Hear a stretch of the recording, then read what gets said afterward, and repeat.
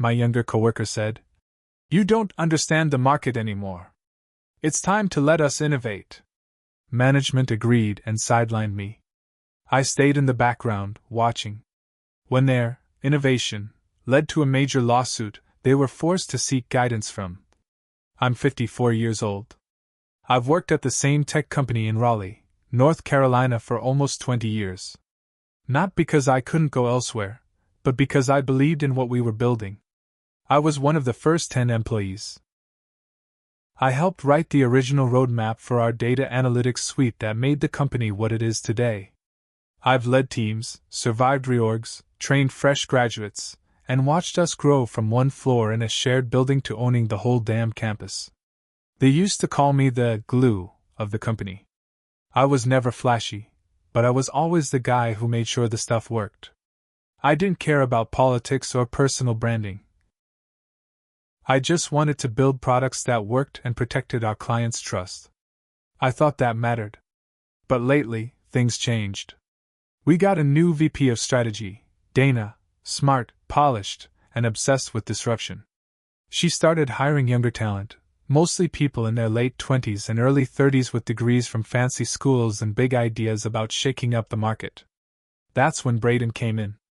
Braden was 29, loud, confident, and knew how to sell himself. His LinkedIn was full of buzzwords like hypergrowth, lean innovation, and disruptive synergy. He wore tight suits, talked fast, and acted like he had it all figured out. First time we met, he gave me a tight smile and said, I respect everything you've done here. But to be blunt, the market's shifted. We need to move fast now. People like you built the foundation, but it's time to let us innovate. I was stunned. I asked him what exactly he planned to do differently. Make the platform modern, he said. Simpler UX, scalable data layers, viral acquisition loops. He sounded like a sales brochure. Still, I stayed calm. I'd seen guys like him before. They burn hot and fast, usually crash when they realize real business isn't just about words. But this time, the higher-ups believed him. Dana loved Braden. He pitched her this whole idea of an innovation pod, a team built outside the usual product chain, free from legacy thinking. She gave him a team of engineers, designers, and even pulled two of my best people, Lisa and Amir, onto his pod. Then she came to my office one afternoon and said they'd be repositioning my role. Said I'd stay on as a consulting advisor to ongoing projects but wouldn't need to be directly involved in product direction anymore. That's corporate speak for, you're done. Just don't make noise. No meetings. No updates. Just silence. I'd gone from shaping the company to being treated like an old phone they didn't know how to recycle. I could have walked out. I thought about it. But I didn't. Instead, I sat in that quiet office and watched. Braden's team worked behind closed doors, but they were careless. I had back-end access to our dev pipeline, and I saw every commit they pushed.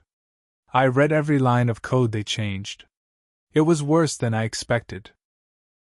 They were rewriting our core analytics engine using a third-party data enhancer API they barely understood. The vendor wasn't even US-based. Their terms of service were vague. And the way they were tracking users, especially on healthcare accounts, crossed every line we had set in place for compliance. HIPAA violations. User behavior logs tied to personal IDs. No encryption on some data layers. They didn't know what they were doing. But worse, they didn't care. They thought rules were just red tape slowing them down. Every risk was worth the disruption. Then they launched the beta. They called it Analytics Redefined. Sent out press releases. Dana did interviews. Braden hosted a webinar like he was Steve Jobs unveiling the next iPhone. 3 weeks in, the bomb dropped. One of our hospital clients flagged strange metrics showing up in their internal reports. A deep audit showed their patient data was being routed through third-party servers overseas. They pulled the plug immediately. Filed a breach of contract claim. That's when the rest started falling. 5 more clients froze their accounts within days. Legal started breathing down everyone's neck. Finance projected $80 million in potential damages. PR was a nightmare. And Braden? He looked like a deer in headlights. Couldn't explain anything. Dana tried to spin it, saying they'd pivot to a new version, but nobody was listening. Then came the part one won't forget. Dana showed up at my office. First time in months. She didn't even knock, just walked in with this defeated look. "We need help," she said. "Your help." I let that hang in the air for a while. Then I said I'd only help if I had full control. No committee. No middlemen. I wanted to answer directly to the CEO. I also said Braden needed to be removed from the project completely. She paused, then agreed. I stepped back in. I shut down the entire innovation pod on day 1. Fired the vendor. Pulled all access logs. Brought in security and compliance specialists I trusted.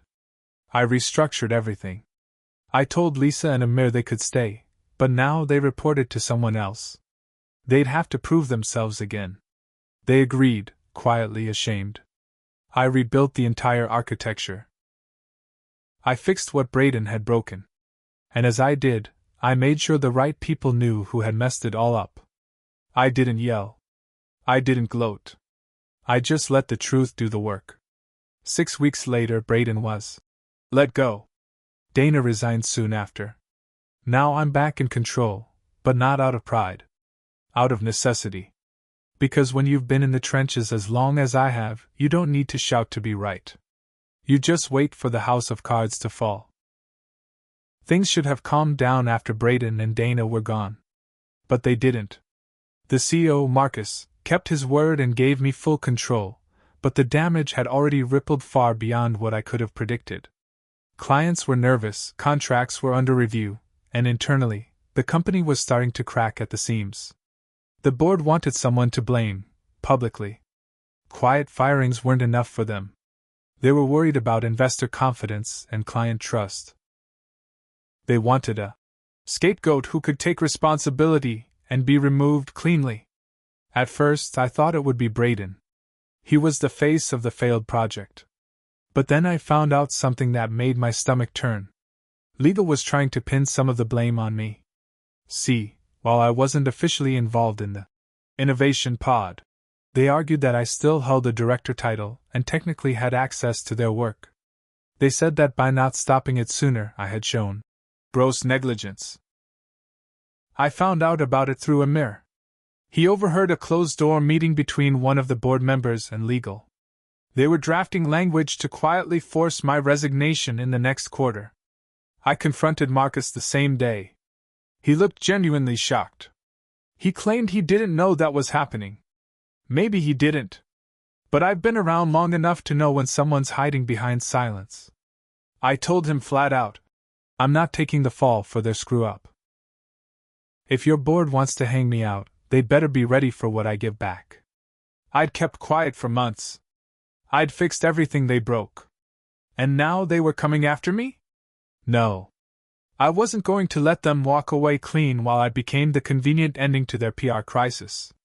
That night, I opened the folder I had saved months ago. The one with everything: emails, meeting recordings, contracts, compliance violations. I added the recent stuff too. Legal drafts, board meeting notes, internal memos. I sent an anonymous tip to a journalist at a business publication I trusted. Someone I'd worked with once during a product feature years ago.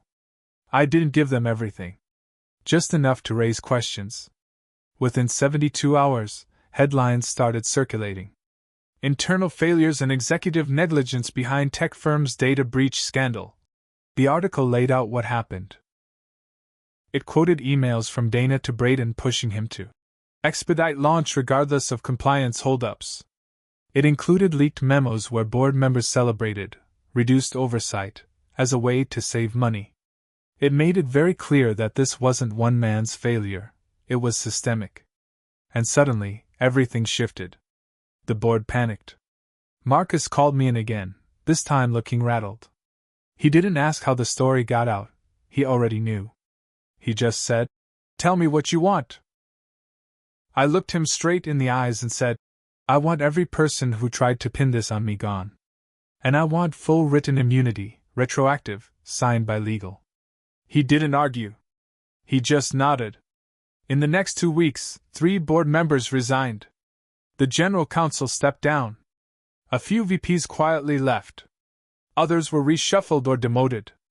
Internally, I was now more than just the guy who fixed it. I was the one who survived the purge.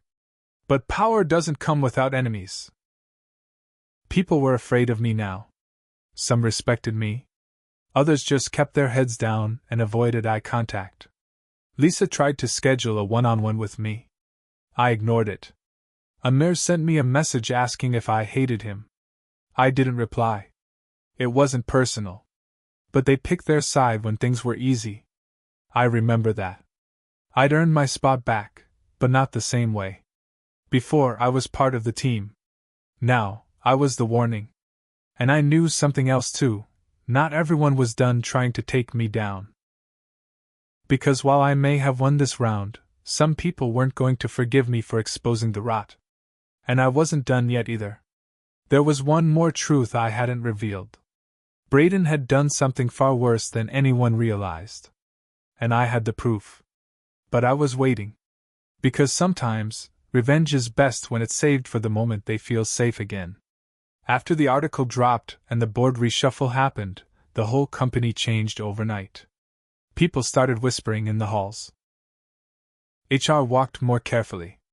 Department heads triple-checked every decision before putting it in writing. Even Marcus, who once strolled around like a king, now scheduled meetings through 2 assistants and locked his door. It was quiet on the surface, but I knew better. I could feel the tension growing again. And while everyone assumed the worst was behind us, I was sitting on something bigger. Something I had discovered during the cleanup process, but hadn't told anyone. Back when I was going through the source code from Braden's Innovation, I noticed something strange in the API call logs. There were outbound data pings happening at night, between 2 a.m. and 4 a.m., when our systems were supposed to be dormant. These weren't bugs or server glitches. They were intentional sends. The data was going to an external storage node in Utah. That didn't make sense. We didn't have a data center there. I dug deeper. Turns out, it was a shell company.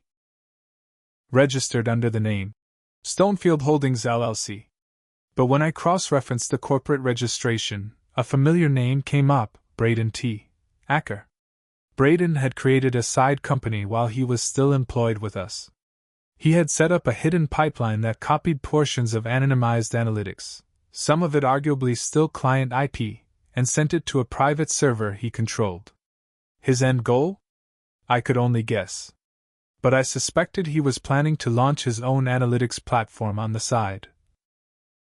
Probably using our stolen user behavior data to fast-track development. Maybe sell it. Maybe pitch it to a VC. That explained why he was always rushing. Why he ignored compliance. He wasn't just arrogant, he was stealing. And Dana? She had approved some of the third-party integration documents that enabled it. So even if she didn't know exactly what he was doing, she knew enough to be guilty of willful ignorance. Now here's where things got worse. I found out Stonefield Holdings still existed. Braden hadn't shut it down after he got fired. In fact, it had filed new activity statements just 2 weeks earlier. Someone was still using it. I hired a private IT investigator I knew from a previous job. Quiet guy. Ex-cybersecurity. I told him to look into it, but keep it clean and legal. A week later, he sent me a file. Inside were screenshots, traffic logs, and source code snippets. Braden wasn't alone. He had a partner. And not just anyone, someone still inside our company. The name shocked me. Lisa. She had been forwarding internal documentation from our fixed rebuild to an encrypted cloud account that matched the access pattern from the Utah server. Not often, just a few times a month. But enough to keep the stolen infrastructure up to date. At first, I didn't want to believe it. Lisa had worked under me for 5 years before she joined Braden's team. I mentored her. Taught her how to handle clients, how to avoid burnout, how to lead with details instead of noise. She was quiet, smart, and calculated. The kind who listens more than she speaks. Now it made sense why she went with Braden so quickly when he offered her a spot on the Innovation pod.